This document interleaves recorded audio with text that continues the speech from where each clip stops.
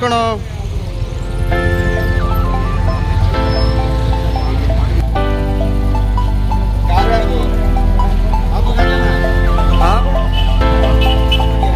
ಏನು ವಿಚಾರ ಅಂತ ಗೊತ್ತಾವಲ್ಲಿ ವಿಚಾರ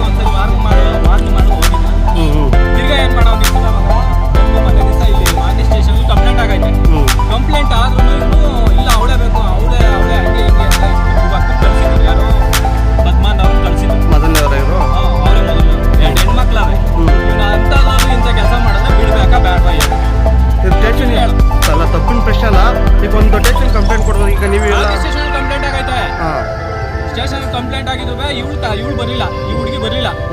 ಸರಿನಾ, ನಾನು ಅದಕ್ಕೆ ಹೇಳಿದೆ ಬಾ ತಾಯಿ ಅದೇನು ದುಃಖ ಮಾತಾಡು ಅಂತಂದ್ರೆ ಬರಲಿಲ್ಲ. ಇವಳು ಸ್ಟೇಷನ್ ಇಂದಾನು ಫೋನ್ ಮಾಡಿಸಿ ಕರೆಸಿದ್ದು. ಈಗ ಇವ್ರಿಗೂ ಮದುವೆ ಆಗಿದೆಯಾ?